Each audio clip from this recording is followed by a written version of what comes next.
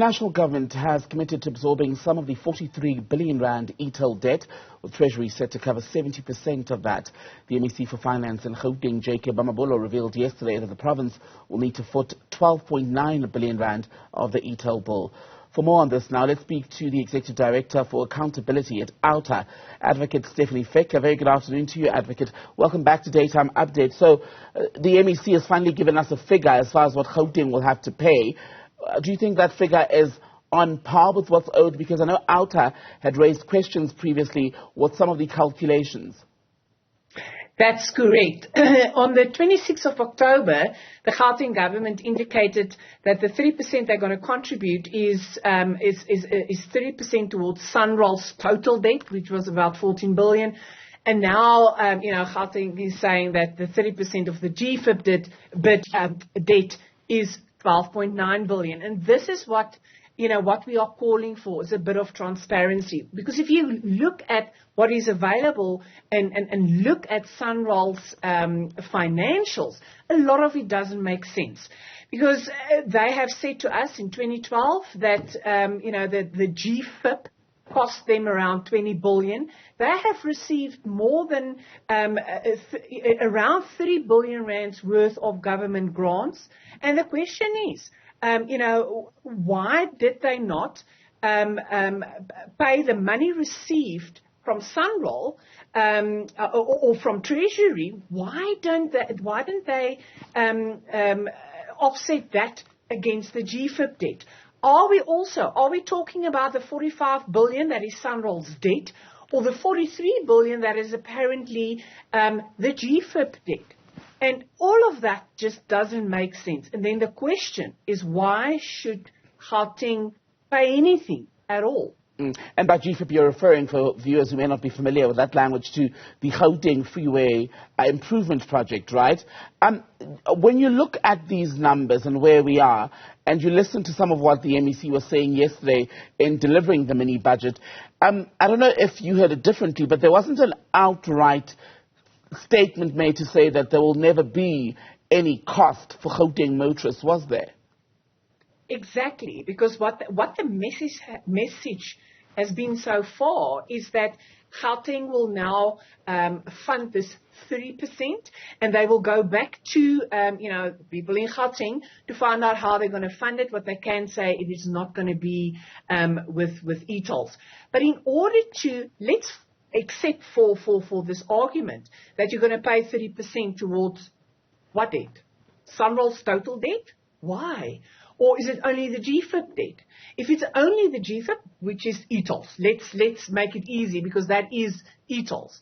It's by the way, but 186 kilometers of SANRAL's nearly 22,000 kilometers of road surface.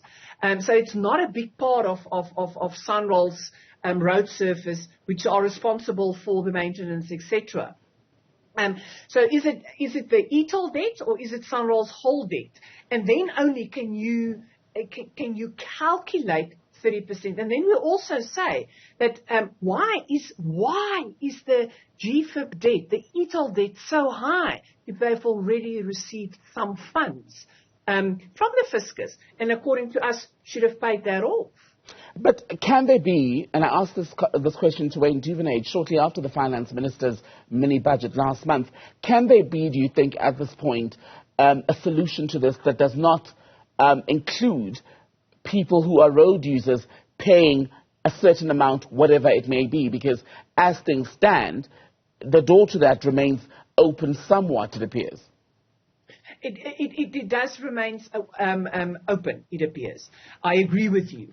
What the Premier, for example, alluded to is that they're going to get some funds from, casinos and licenses and all of that. What is funny is that, we have argued in the Constitutional Court about R43, who's also taking funds away from provinces, and specifically Gauteng province. But if they are consistently saying we need a funding model for the 30%, again, I want to reiterate, then it becomes extremely important that we understand what that 30% is. Just out of interest sake, a lot of the e-toll debt, the GFIP debt, the upgrade of that part of the road, 186 kilometers or 201 as they've stated now, it's extremely necessary to find out how much that costs. And then the question is, why is Gauteng province paying anything towards SANRAL's debt or e-tolls? We receive, Treasury receive approximately 34% of its income from Gauteng province, but Gauteng province receive approximately 20% of Treasury's allocation. Despite multi-billion rand SANRAL projects in KwaZulu-Natal in the past decade, KwaZulu-Natal has never been asked to contribute to any percentage to SANRAL's debt. 86% of SANRAL's road surface, the maintenance and upgrade, is being paid by government grants. Why should Gauteng contribute anything at all? We are the economical hub of South Africa, and apparently, contribute a lot to the fiscus. With that in mind, then, should a new proposal, because the improvement of Gauteng freeways is an ongoing project, should any other new proposal include a levy of some sort or a payment of some sort from you and I, the citizens? Do you expect that we're likely to see litigation similar to what gave birth to your organization, OUTA, which was set up precisely to fight the issue of the e-tolls? If you are talking about the user pay principle is what they try to establish with e-tolls. In other words, every time you use the road, you need to pay e-tolls.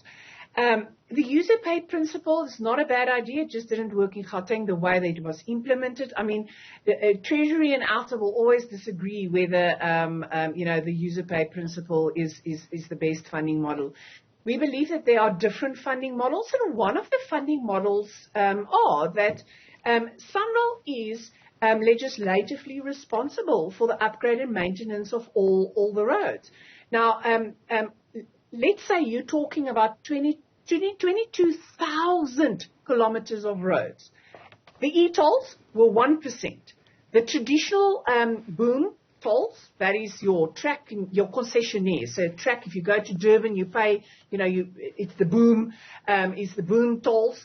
That is, but I think that's around 13%. The rest is all funded by government grants. Why can't we then think about government grants? And one of the answers will be, but there's not enough money in the fiscus. But then the question should be, why not? There's a handful of people that contribute by way of personal taxes. In fact, 2 million of South Africans contribute to 80% of the personal tax to SARS. And that is the income. What we need to do is to obviously create a bigger tax base so that there's more funds in the fiscus. We should stop and eradicate corruption, maladministration. We've just seen the AG report. And that will make available more money, not only for roads, because roads are important for our economic growth, but also for the magnitude of other things we need money for. We just went through a disaster in KwaZulu-Natal. They need money. I mean, they don't even have roads, never mind maintaining the roads. People do not have access to water, clean water, electricity, and the services are just abysmal. Okay. So it is a multi-pronged approach. I don't think one can see this in isolation. Are you pleased then that the MEC has said that there will be some level of consultation with the people of Gauteng on a way forward? Because, again, another strand of the previous legal battles that OUTA had with government on the issue of e-tolls was around public participation and consultation. Yes, indeed. So it creates a warm and fuzzy feeling if government says that they will consult, because that was, as you have correctly stated, one of the problems we have with this user pay principle. I wonder how many motorists can remember the first time that they heard about e-tolls. Was it perhaps when you saw the gantries go up? And that is way too late. Government should should deal with government issues in the best interest of each and every citizen. And for example, the user pay system and e-tolls in Gauteng, we believe that it was not the most reasonable funding model. In fact, during those times, I think the majority were borrowed from the PRC at a 12% interest rate. So was that in our best interest? The construction costs was in excess of 7 billion. It was supposed to cost us 10. It cost us 17 billion. ETC was supposed to make 8.6 billion rand. That would have left our shores. So, consultation is extremely important so that government can hear sometimes that, one can help with ways of doing things, but then they need to listen. Public participation is one thing, but they also need to take into consideration, expertise that is out there, business that can contribute and help, civil society that can contribute and help. So if that is the case, we look forward to that consultation so that we can find solutions. Stefanie Fick from OUTA, good to have your time. Thank you.